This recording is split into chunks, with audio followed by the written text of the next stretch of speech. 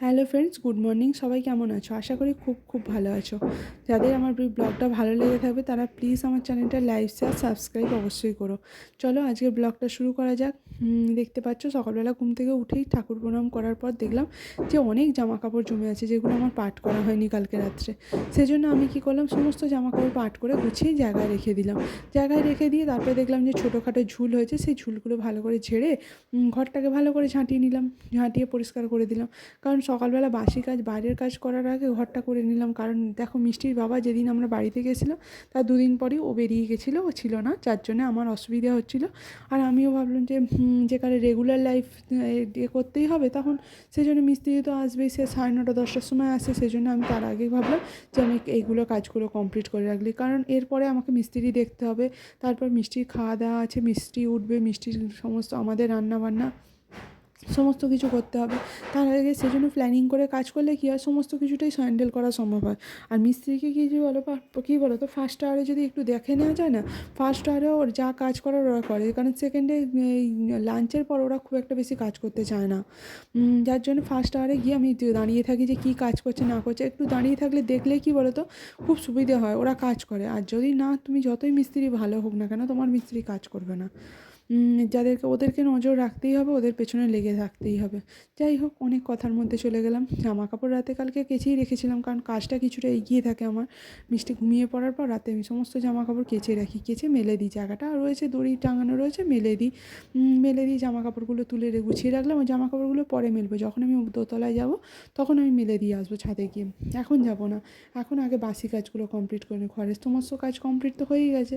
এইখানটা ঝাঁট দিয়ে পরিষ্কার, রোজই ঝাঁট দিই, কিন্তু রোজই ধুলো হয়। কিন্তু রোজ তো ঝাঁট দেওয়াটা উচিত, সেই জন্য ধুলো হলেও কিছু করার নেই, ঝাঁট দিতেই হয়। আর বাইরে দেখতে পাচ্ছ আমাদের নতুন সিঁড়িটা হয়েছে। সিঁড়িটা এখনও পর্যন্ত হয়নি, সিঁড়িটা ভবিষ্যতে পাথর বসে মেঝে হবে, যা হোক কিছু হবে, এখনও কিছু হয়নি। তার কারণ আমার রান্নাঘরের কাজটা তো কমপ্লিট হয়নি এখনও পর্যন্ত, যার জন্য সিঁড়িটা এখনও কিছু করা হয়নি।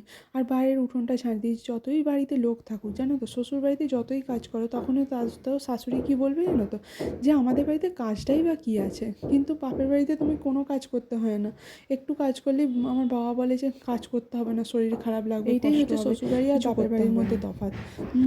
এই দেখতে পাচ্ছ, এই উঠোনটা কিন্তু সবাই ব্যবহার করে, 3টে ফ্যামিলি ব্যবহার করছে, কিন্তু কেউ কোনো দিন পরিষ্কার করে না। একদিন তোমাদের আমি দেখাবো যে উঠোনটা কীভাবে নোংরা হয়ে থাকে। সামনেটা একটা দোকান আছে, আমার ননদের দোকান আর কি।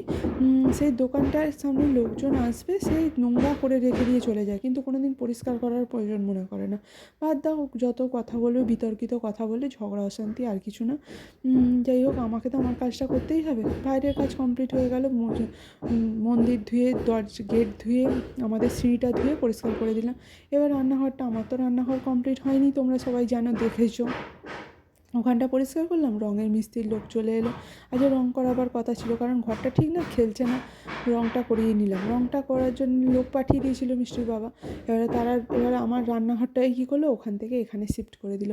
একটু তো কষ্ট করতেই হবে, ঘরটা নতুন ঘর কমপ্লিট যতক্ষণ না হচ্ছে ততক্ষণ তো এরমভাবেই চলতে হবে, কিছু করার নেই।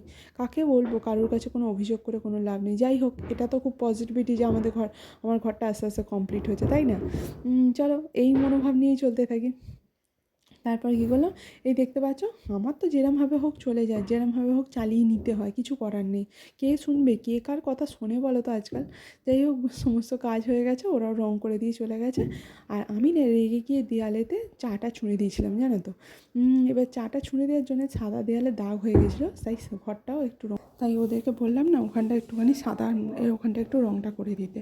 ওরাও রংটা করে দিয়েছিলো। তারপর কী করলাম, ঘরদোরকে ভালো করে পরিষ্কার করে নিলাম। কিছু জামা কাপড় ছিল দেখতে পাচ্ছ, ওগুলোকে সমস্ত গুছিয়ে পাট করে চেয়ারে রেখে দিলাম। রেখে দেওয়ার পর ঘর যেহেতু পরিষ্কার করা হয়ে গেছে, সেহেতু মেঝেটাও নোংরা হয়েছে, ধুলো পড়েছে, মেঝেটা আরেকবার ঝাঁটিয়ে পরিষ্কার করে দিই। আর কতগুলো জামা কাপড় ছিল, সেই জামা কাপড়ও গুছিয়ে পরিষ্কার করে দিলাম। জামা কাপড়গুলো গুছিয়ে রাখার পর দেখলাম যে মিষ্টির চানটা হয়নি। মিষ্টিকে ভালো করে গা হাত পা মুছিয়ে পরিষ্কার করে বিছানায় তুলে দিলাম। তারপর ঘরের সমস্ত কাজ কমপ্লিট করে, অনেক দিন ধরে ধোসা খাওয়ার মন হচ্ছিলো, ভাবলাম ধোসাটা খেয়েই আসি। মিষ্টির বাবা এলো,